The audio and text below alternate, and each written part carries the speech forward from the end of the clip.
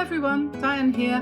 Today we're going to paint a lovely, soft, muted watercolor based on the idea of flowers, leaves and seeds, while I chat with you not only about the process of painting, but also sharing some of my thoughts about a few issues that are on my mind at the moment. So let's dive in. I'm using, as usual, my Meeden watercolor paper because Meeden have kindly given it to me to use, to show to you so that you can benefit from its characteristics and qualities. It's very good paper. It comes in blocks of different sizes. That means it's glued all the way around the outside edges, so it does not buckle or cockle when you paint on it, no matter how much water you use, and that is a true thing. It comes in rough, cold press and hot press, and yes, you know all of that. You know how to buy it. Go to the description below this video and you can see how to get to their website, where you get 15% off if you buy it with our code. And in addition to paper, I obviously need paint.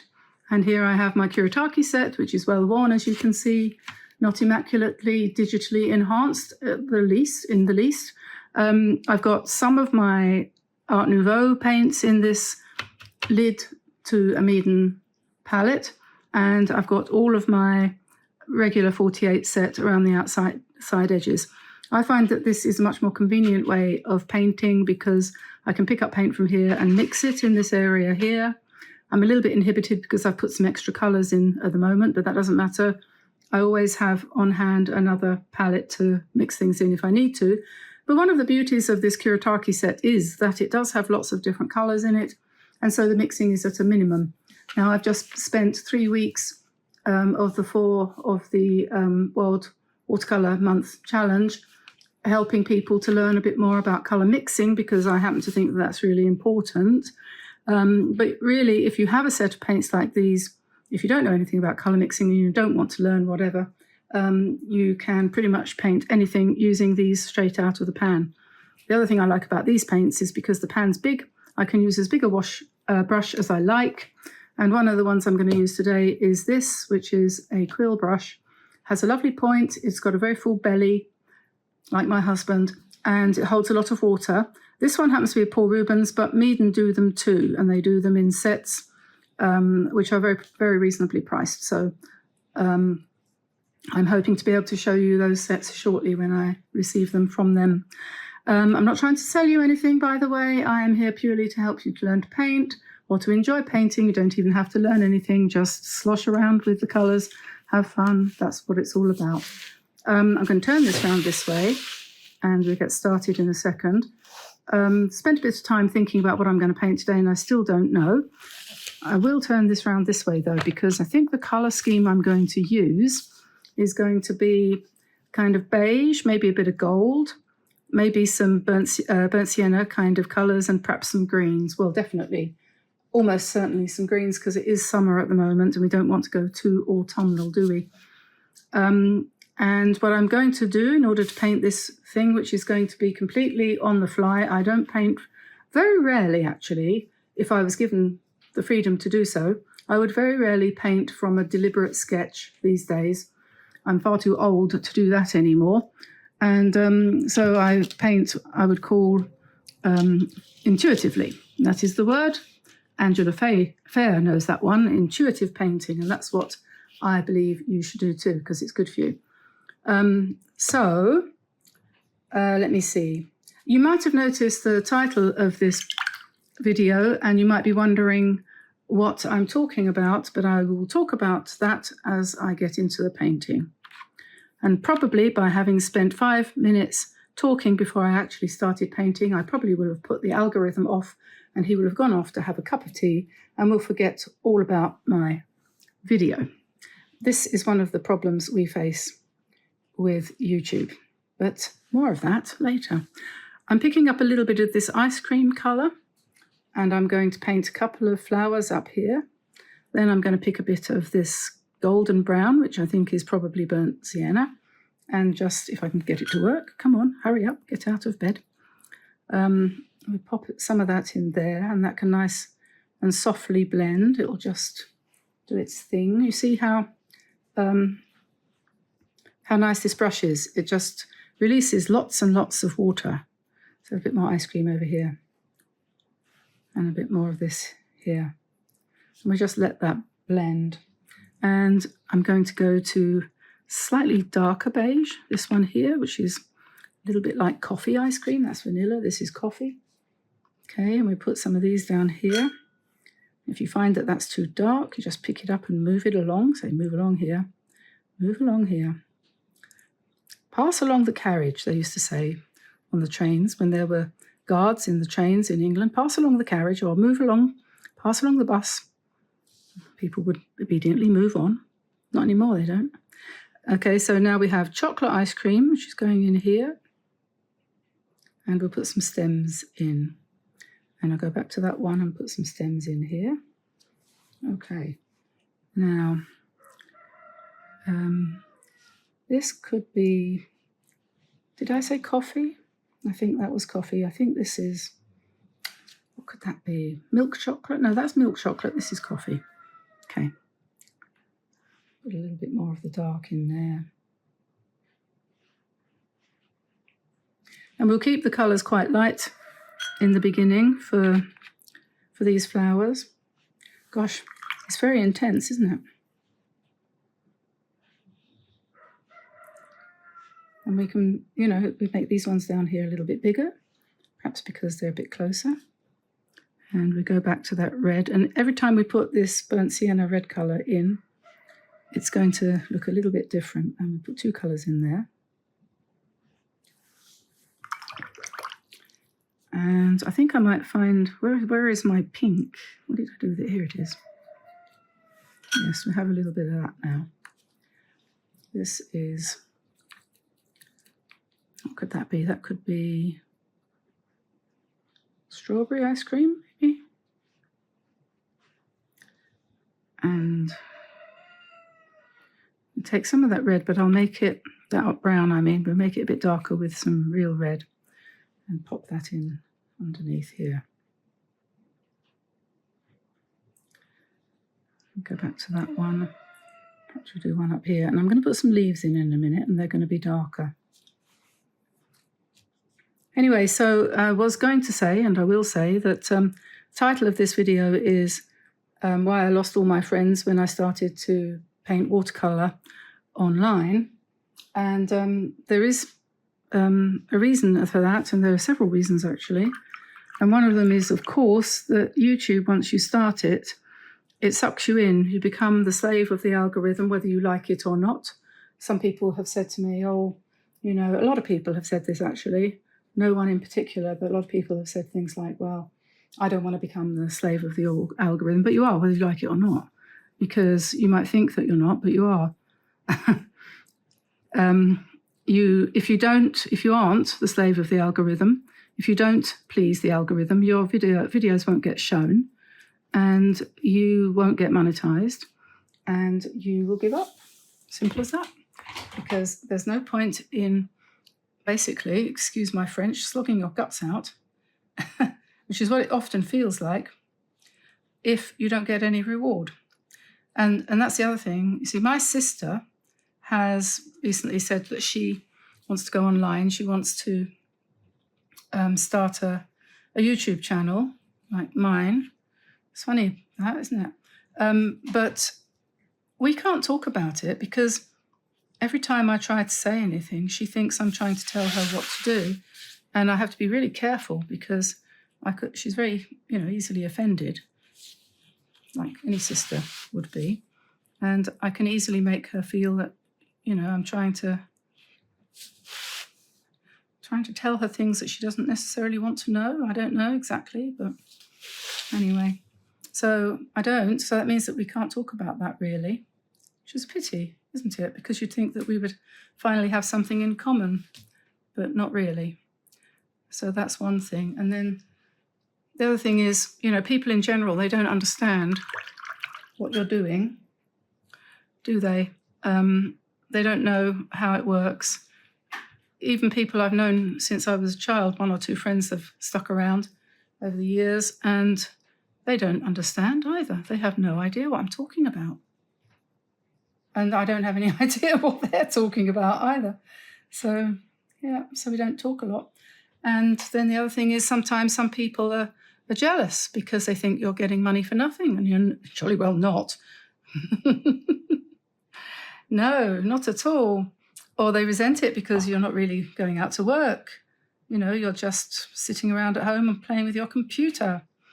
Well, yes, that's true, but it is work, and I'm sure everyone else here who's tried it or knows somebody who has will know very well what I'm talking about, even if I don't know what I'm talking about. But I think, that's the whole thing boils down to the simple fact that all of those things contribute to me seeing the world a different way from most of the people that I've ever known. And I've always been a little bit inclined that way, a little bit inclined to not go down the route of the common way of thinking. For example, I could never, unlike again my poor sister, I could never get into the notion of clothing. How some people are very, and I'm sure some of you are, there's nothing wrong with it, but I could never get excited about clothes or makeup or hair colour or anything. So that kind of alienated me from a lot of people, and that carries on even into my later years. I'm still not bothered, even more so now, of course, now that I'm old and ugly. So I'm just painting here just so that I can talk to you while I'm doing it. I have no idea what I'm doing, really. We'll embellish these when they're done, in case you were wondering. Let's pick up some more of this nice ginger colour and put some, what should we do? Tell me when you think I've done enough leaves. So these ones coming down from the top, shall we? And put some dark brown in there even, couldn't we? Just make sure that's not quite visible, is it? You didn't quite see the beauty of that, so I'll do that again.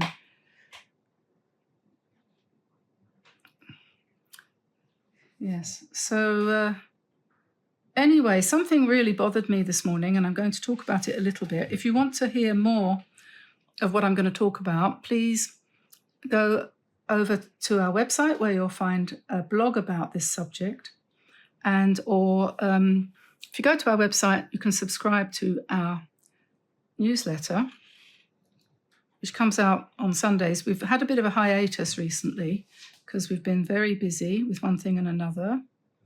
One of the things being my husband's health, my health, and lots of other things as well. Don't worry, nobody's died. Not yet, anyway. So this blog is about the floodwaters rising,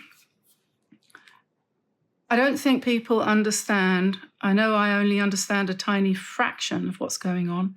I don't think people have really quite twigged what is happening online, on YouTube, in our lives with regard to AI and the allied technologies.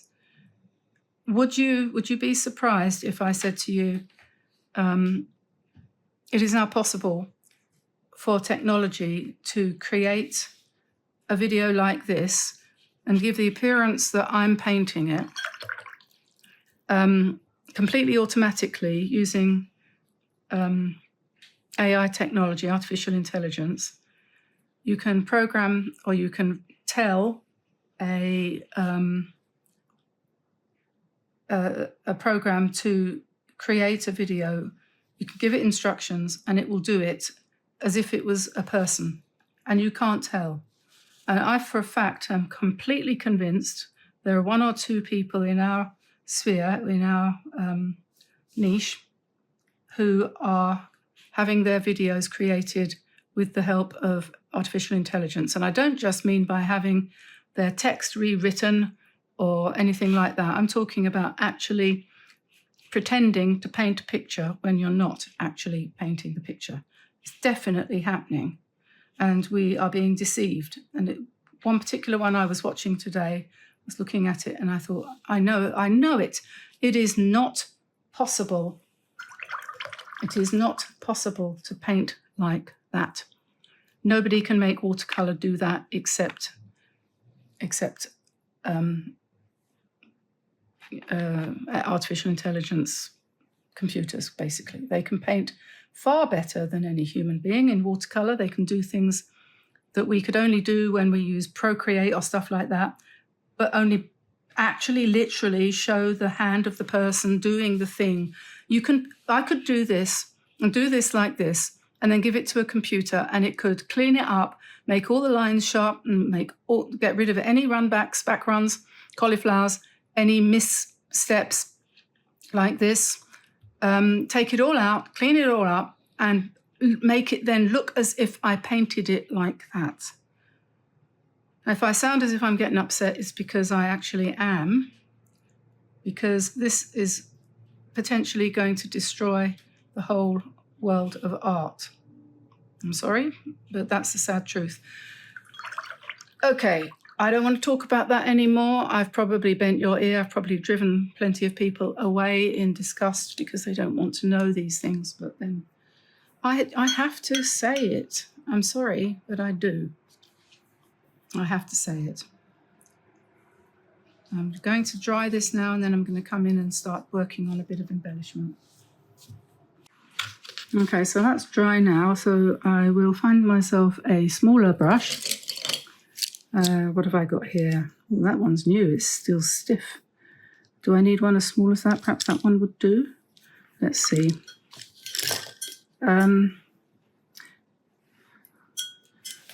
Let's see. So I'm going to put some veins and lines and things in. Let's see what I can do. Move over a bit, please. I need the elbow room.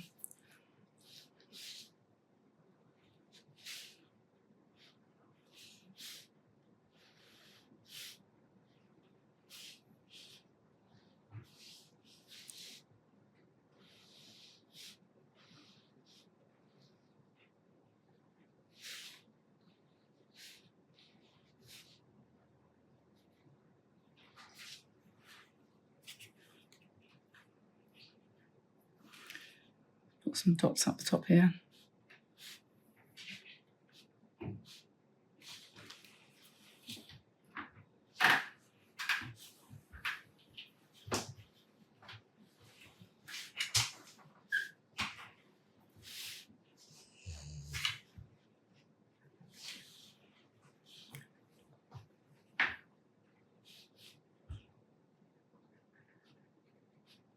The reason why we paint is to do with it being good for us, right? We don't paint for the end result. We paint for the process of painting, exploring colour, and basically, more than anything else, forgetting, right? Isn't it? So it takes your mind off of getting older, feeling unwell, worrying about what you're going to do about the grandchildren, or about dinner, or about the garden, or whatever else, or, you know, if you've lost your job, or somebody you love has. All these things, they play on our minds all the time, keep us awake at night.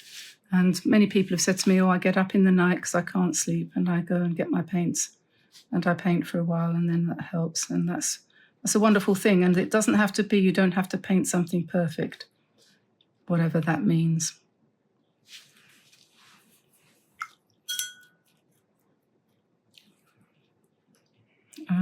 Let's get something purplish. What should we put on here? I'll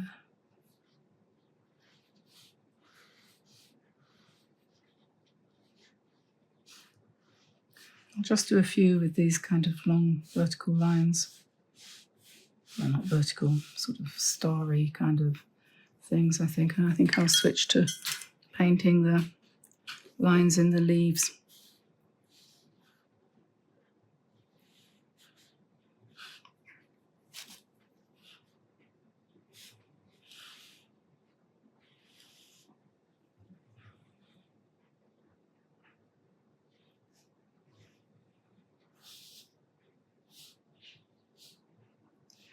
And I was thinking how, not long ago we used to worry a lot about whether it was okay to take ideas from other people's work and to kind of, embellish it or make it yours kind of thing.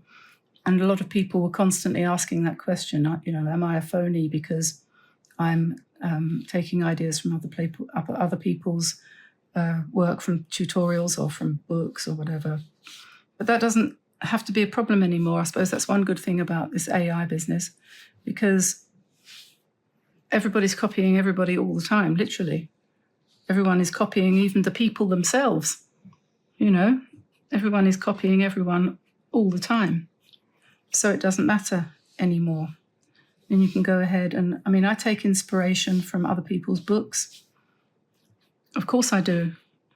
I have to read them to, see what's going on, what people might be wanting to paint, how they might be wanting to express themselves. So I have to do that. So then I see other people's work and it influences me. And I'm sure there are ideas in this painting that have come from other places, from places that I don't even necessarily know about, but that I've seen somewhere, and then you forget where you saw it. You don't know whether you just made it up or whether... look at the wonderful granulation in that. So that's one good thing. At least we don't have to worry about that anymore. I'd like to see anyone get a copyright claim passed through, and nowadays. All you'd have to do would be say, I didn't know anyone had done that.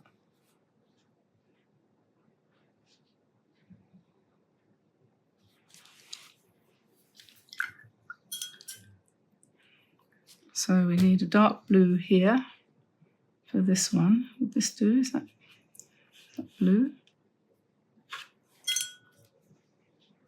Not that colour. Let's go for indigo.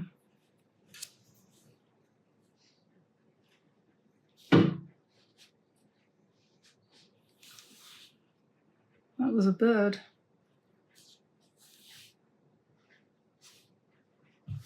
On the window.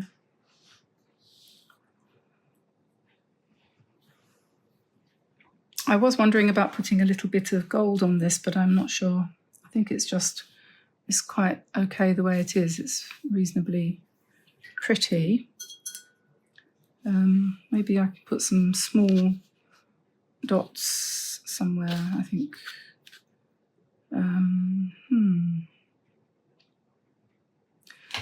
Let me stand up and have a look at it from a little distance.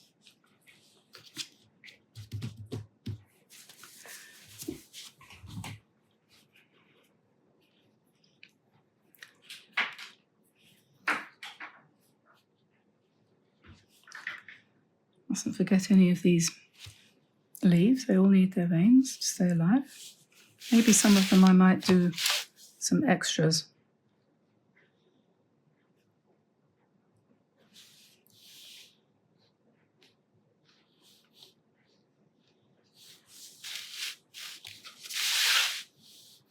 So let me know what you think.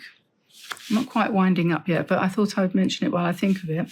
In the comments below, let me know what you think about AI. And please go to our website and sign up for the newsletter. And then you can hear what Tamsin has to say about it as well. She goes into the technical side of all of it much more than I can. I just get emotional about it and lose my temper and watch my temper and watch my blood pressure go up. But she understands a lot more about the technical side of what can be done now. Although I must admit, it was my looking at this other person's work and saying, I'm sure that this has been done by a computer. I'm sure this is definitely not real at all. It's just horrible not to be able to trust anything anymore. Really, isn't it? It's really upsetting.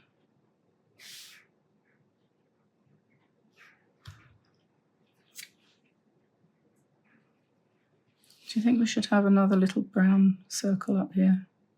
Beige. A little bit of coffee ice cream. Maybe one over here.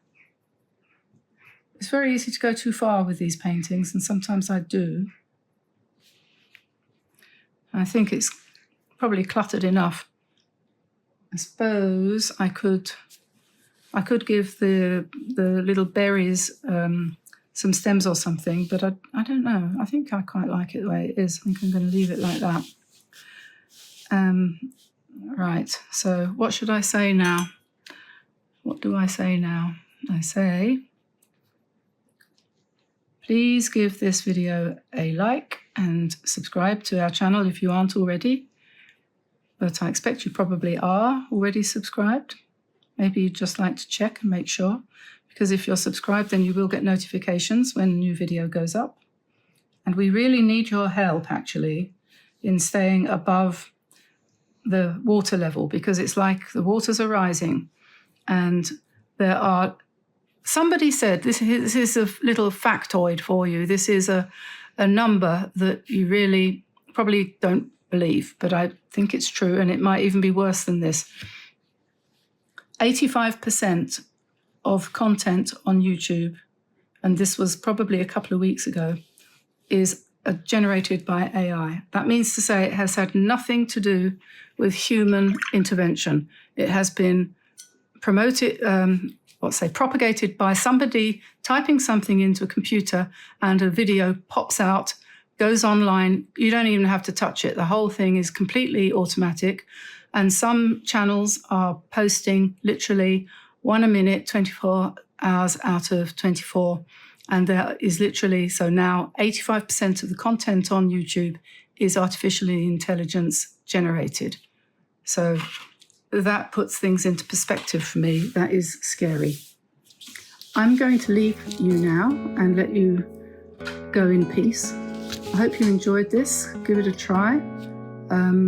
Just goes to show that you can paint and talk at the same time.